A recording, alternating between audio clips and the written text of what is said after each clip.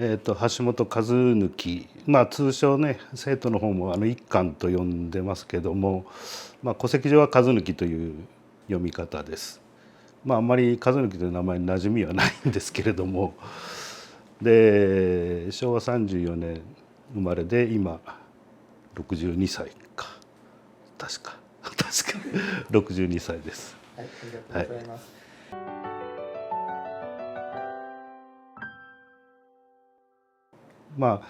もともと乗り物というかね動くものが好きで、当時はね鉄道が非常に好きだったもんですから、当時ねこの辺走ってた特急電車の運転手になりたいなという思いを持ってね小学校は生活してたんですけども、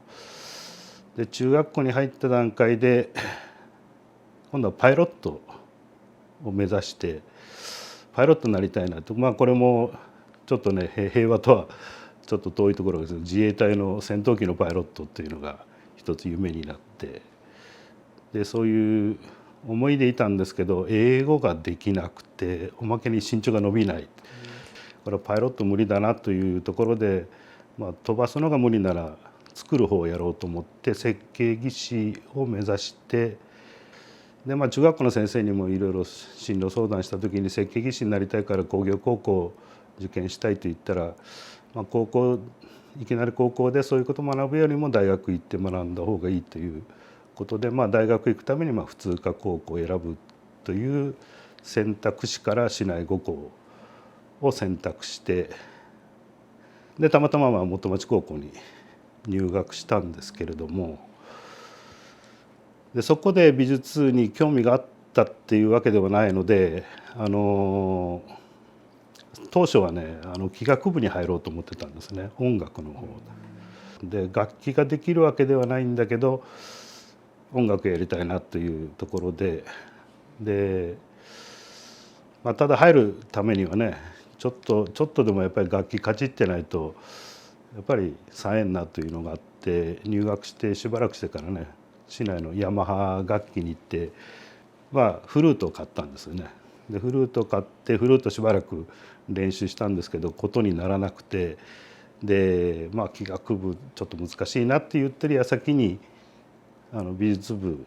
の先生からね「美術部入らんか」って言われて、でこれといってねそういう目標がなかったっていうのもあって、設計技師やろうと思ってたのはその時点で変わってなかったので、設計技師やるんだったら美術がね全く関係ないわけじゃないし、こう入ってもいいかなというところで美術部に入ったんですね。そこでちょっと出会った先生との絡みでなんかあれよあれよという間に美術の方へ進むことに自分のね希望が変わってしまって、で最終的に大阪芸大に行ったんですけれども、で教員になろうと思ったのはこれも一つどうしても教員やりたいっていう思いがあったわけではないんですけれども、美術やっていく中で自分がねやってることを生かせる仕事って何なのかなというところで考えていた時に一つの選択肢として教員というのがあったわけです。で大学で教職取ってで試験受けたら通ったので結局そのまま教員をやり続けてるというところがあるんですけども、だから本当に教師という職業がね好きで入ったというよりは流れの中でそうなってしまったというのが当初ありました。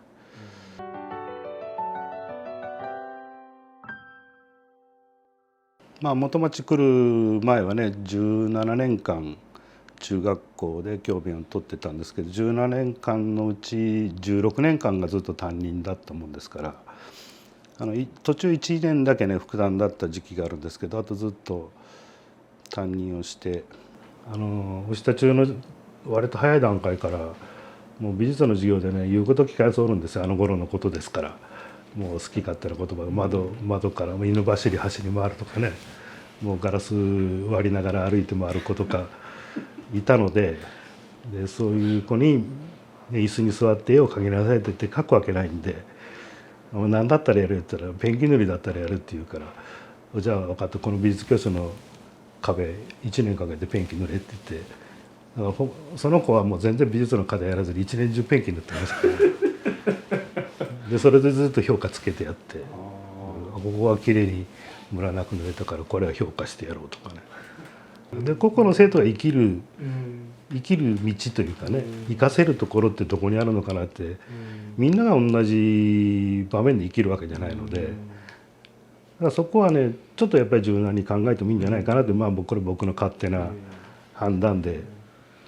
もう人に相談せずにもう平気でやるっていうのは昔からのあれなんでね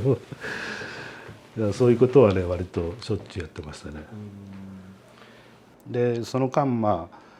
平和学習というのはね非常に、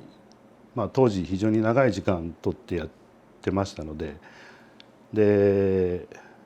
教員になった時には、平和学習があるということでテキストというかね、その当時の読み物を渡されて、それをもとにね生徒に話をしていくというところで始まったんですけど、最初は本当にそのテキスト通りに説明をしていく。もともと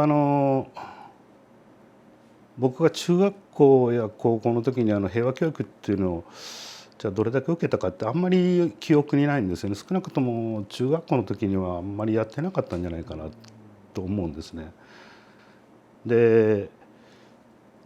教員になって初めて平和教育であるとか当時あった童話教育っていうのも含めて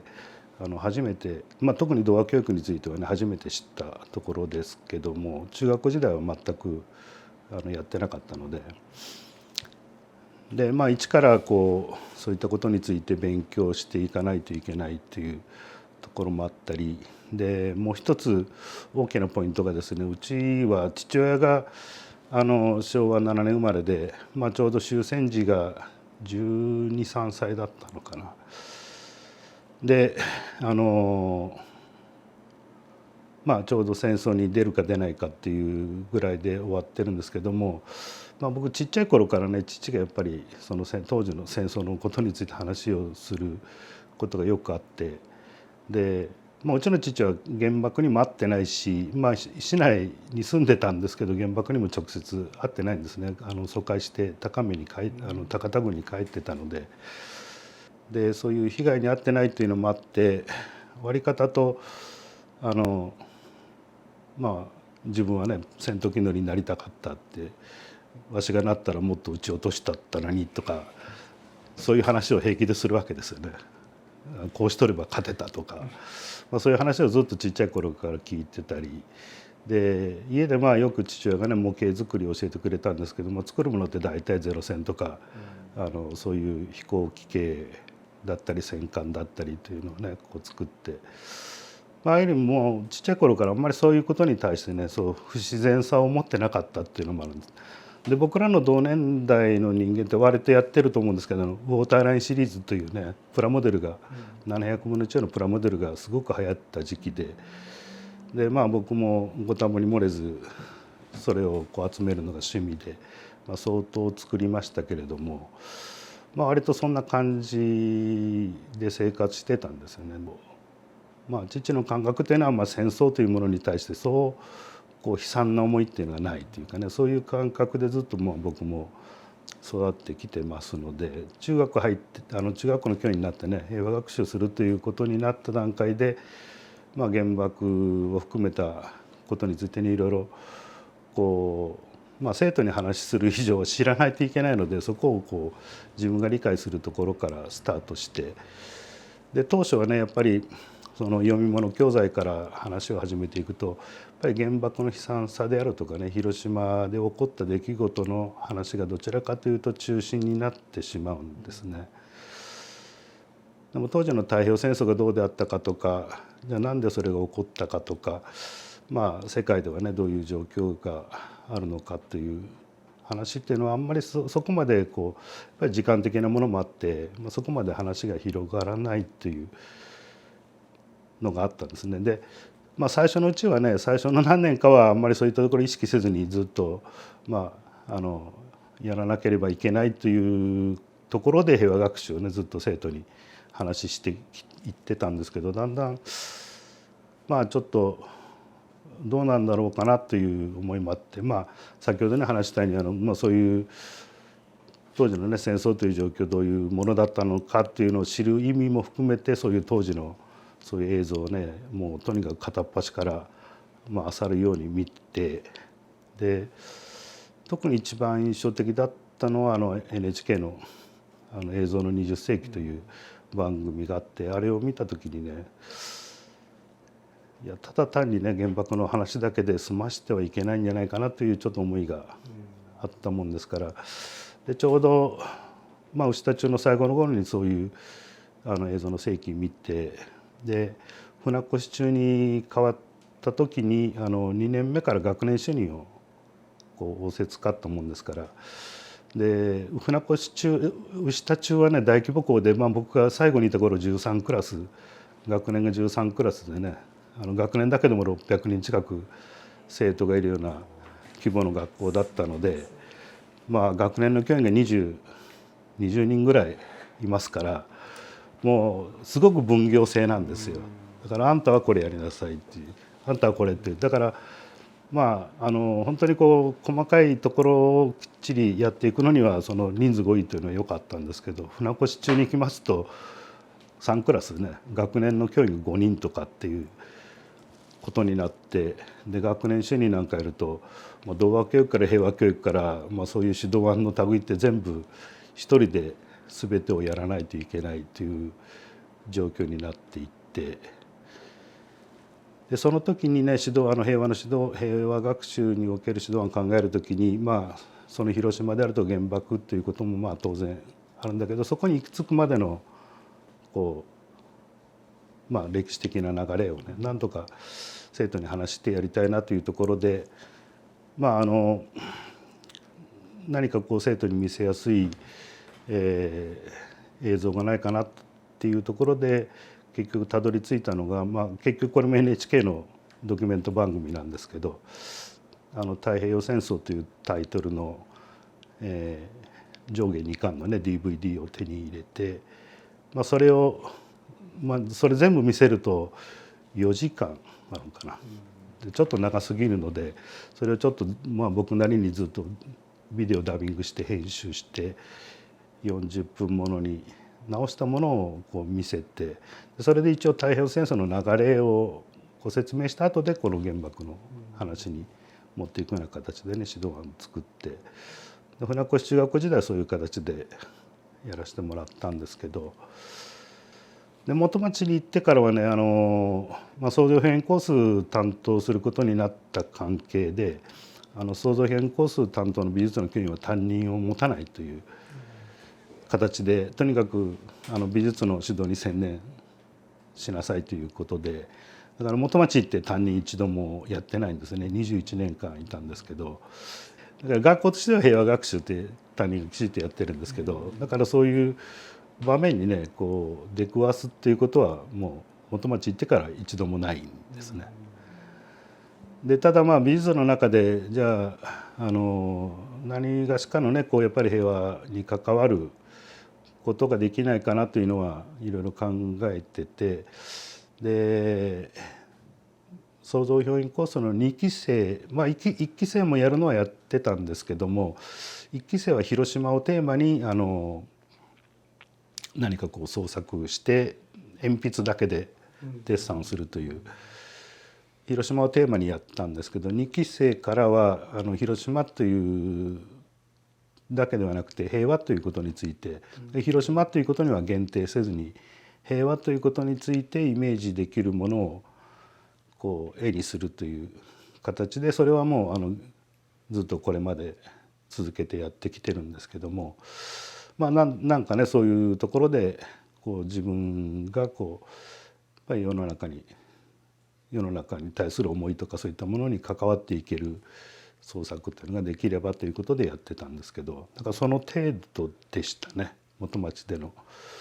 僕が直接こう平和っていうものを意識して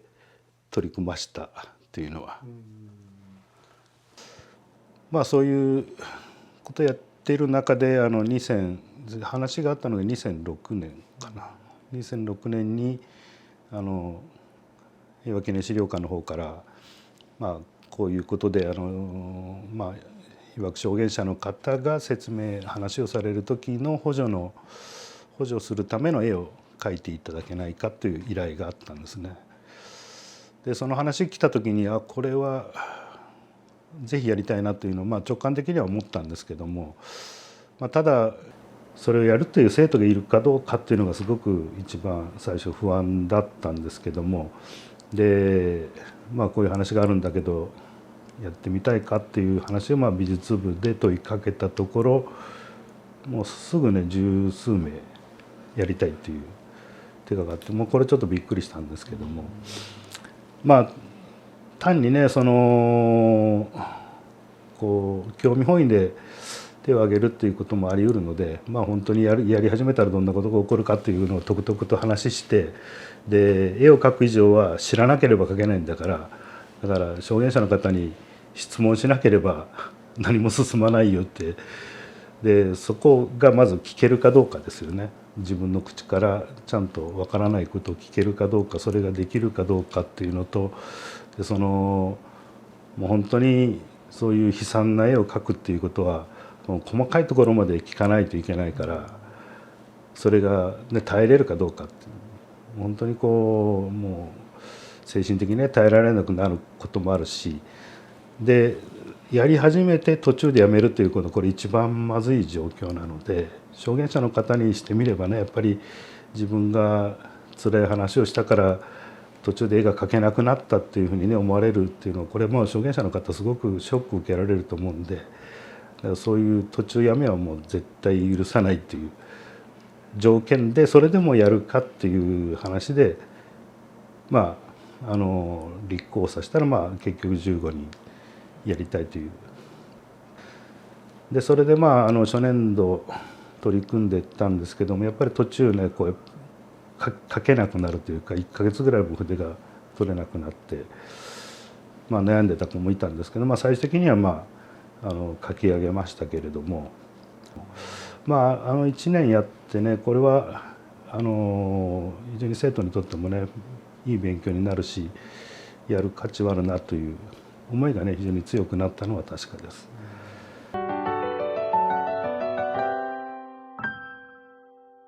でまあ、生徒に原爆の絵をやらす時もまあ、毎年集めて一旦話するんですけど、その時に必ず言うのはこれはアート作品じゃないからっていう、いわゆる表現する作品ではないから、まあ、あくまでも資料としての制作です、そこはきっちり把握しとってください。それが嫌な人はやってはいけないという、やらないように、自己表現したいんだったら別のところでやってほしいというふうに言ってます。まあこれ美術の教員としてね言っちゃいけないことかもしれないんですよ、ある意味ではね。自己表現してはいけないという。ただまあこれはまあ僕自身はまあそういうのを割り切るのがまあ割と平気な人間なんで、芯がない人間ですから平気で割り切れるんですよね。ここはこう、こっちはこうっていうのが。だからまあそれをまあ生徒にも同じように要求してた部分はあるのかなと思うんですけど、だからまあそういうふうに要するにアートがしたいっていう生徒はそもそも手を挙げてないですから、ね、そんなんは自分には無理っていうはっきり言いますんでね、人に言われて描くような絵は描かんとかって。でまあ年によったらね、そういう自分の好きな絵しか描かない子が立候補してくるから、その子にはもう相当言ったんですよ。お前普段から自分のねやりたいようにしかやらんのにできるんかって言ったら、いやぜひやらせてほしい、これやることで自分は変われるかもしれませんって、そこまで言うで泣き出すから、そこまで言うんだったらもうやらせてもいいけど、本当に自分のね自己表現にならんのかって言ったら、ならないように努力しますとか言って、まあ、結局やりきりましたけど。まあ、そういった中でね書いていくっていうのは、まあ、生徒にとってもねかなり負担は大きかったんですけども、逆にいい勉強をねしてくれてるというか、でまあ何よりもね一番生徒にとってね勉強になったのはやっぱりその証言者の方のね思いっていうのをなんとか自分の中に受け入れていくというか、こう相手の気持ちを分かろうとするその努力をするということがね一番生徒にとって大きかったんじゃないかなとは思うんですけれども、だから当初ね始めた時はねそこはあんまり僕も意識してなかったんですよね。まあいろいろこう研究することで生徒たちにとって勉強になるだろうなというの思いはあったんですけど、そのこう相手のね気持ちを思いやるというか、その思いに近づこうと努力をするという、そこにもっといいものがあるっていうのはねやり始めて気づいた部分があるんですね。で証言者の方もねやっぱりもう自分の孫もしくは孫よりももっと若い子たちと話をする中でまあ、生き生きとね話をされますし、で生徒たちもそこになんとか近づこうとしてね努力するし、まあなんかこう見ててすごくいい相乗効果があるなというのを感じてたんですけども、まあ、この原爆ねやると多くの子が言うのがまあ、中学校の時に平和学習とかいろいろやってきたけど、まあ、上辺だけ、まあ、もう僕もそういうふうな指導してたから、まあそう言われてもまあそうなんだろうけど、まあ知識的なね上っ面だけ聞いてて本当にこう中でどんなことが起こってたかっていうのはこの取り組みやって初めて知ったっていう子が多いので、まあそういうのを聞いたらねやっぱりやってよかったなという思いもありますし、でさらに大学行ってからもねそういう取り組みに関わってくれたり社会出て、まあ、そういう作品作りをしてる子がいれば、まあ、やっぱりこう達成感ではないですけど、まあ、やってよかったのかなという気持ちにはなりますよね。ただねまあ、この原爆願いでどんどんこう巷に出て、まあ、マスコミでもね多く取り上げられるようになって、今原爆の絵の資料というのが、まあ、資料課の方に印刷物としての資料がもう蓄積されてるんですけど、それをまあ貸し出しというか借り出して今全国各地で相当の範囲で展示されてるようなんですね。だから僕らはもう全然知らないところでその絵がどんどん出てってるんですよね。もうこれはまあ悪いことではないんですけどちょっと恐ろしいなという感じがしてる部分があって、もともとその絵はね証言活動の中で用いるということで描いてますので、話と一緒に見てある意味効果がある部分があったり、あるいは話の流れの中で時系列的には合ってないことが同時に同じ画面に書かれてたりすることもあるわけなんですね。だからそういう絵が単独でね展示されていくというのはちょっとこう、まあ、問題をはらんでる部分も出てくるのかなという。まあ、証言活動の中でこの説明するときにこの場面とこの場面とこの場面が欲しいからっていうことで生徒書いてるわけで、生徒はその話の流れ全体を聞いて自分のイメージをそこに一つの絵にするというわけではないんですよね。その一つのこう紙芝居的なこの場面場面のことを書いてますから、だからその絵だけが出ていくとなんでこんな場面描きたかったんかねっていう話にもなるわけですよね。何に感動してこんなところ描いたんだろうかっていう、まあ、感想もね出てくる。まあ、それはすごく衝撃的な場面を描いてる子もいれば、何の変哲もないただの建物がぶっ壊れてるところを描いてたりする子もいるわけで、それは話の流れの中でそこが重要な要素を持つわけで、絵として単独で見ると何がねこれが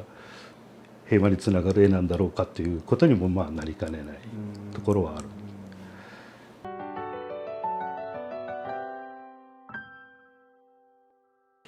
まあ、広島っていうところで特にというあれはないんですけど、ただまあそういう被爆地というところもあるので、まあそういう意識が高い人は多分他よりはたくさんいるのかなという気はするんですよね。そういう意味でこう大きな輪になっていける部分もあると思うし、まあ、行かなくてはいけない部分もあるかなという気はするんですけども、ただまああんまり広島というところにこだわらずに、まあっと広い視点でねやっていく必要もあるのかなという気がしてます。で、さっきの原爆の絵に関して言ってもいろいろな地域地方の方から見学に来られたりいろいろ研修に来られたりされるんですけども、広島だからできるよねっていうこともよく言われるんですよね。被爆地だからできる取り組みだよねって言われるんですけど、いや被爆地じゃないとできないっていうこともないと思うんですよ、逆に言うとね。例えば東京だったら東京大空襲だって原爆の犠牲者と同じぐらいの、方が亡くなられてたりするわけで、そういったところでね聞き取った話を絵にするということも不可能ではないし、で実際にね愛知から来られた方にもそういう話して実際にこれ帰られて愛知空襲をテーマにした絵を取り組まれたところもあるんですよね。これ一個人の方が教員でも何でもない一個人の方が高校に頼んで取り組んだという例があるんですけど、やっぱりここはねうまく実際にその出来上がった作品見せてもらったんですけど、いわゆるアート作品としてね出来上がってて、その愛知空襲の話の再現した絵ではなくて、それを話を聞いた上でイメージした作品っていうふうになっとったので、うちのようなタイプとはちょっと違うんだけど、やっぱりそういう形にならざるを得ないのかなという気はするんですよね、一般的にはね。ただ本気になって取り組めばさまざまな日本全国ねさまざまなところで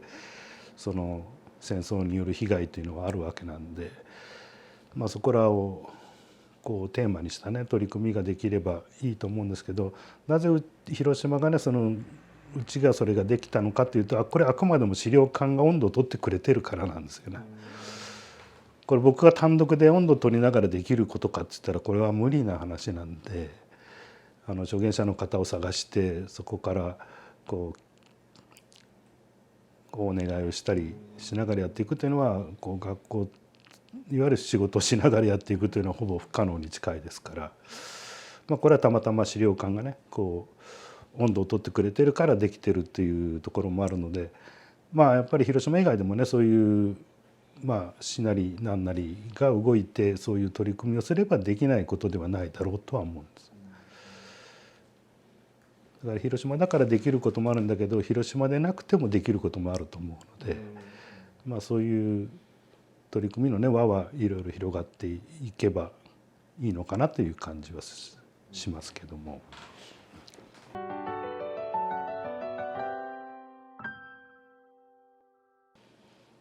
ちょっとね規模が壮大すぎて僕がね語れるような中身でもないんですけど、やっぱり基本はねやっぱり他人の気持ちを理解できるというか心が理解できるように努力をするという、できるかできないかっていうのはなかなか難しい部分があるけど、その努力をするっていうことはやっぱり必要なのかな。特にね外国との話になると言語の理解というのも非常に大きな問題かな。僕なんか外国旅行行ってもまず喋れないので全く意思疎通ができないという、これは非常に意思疎通をする上で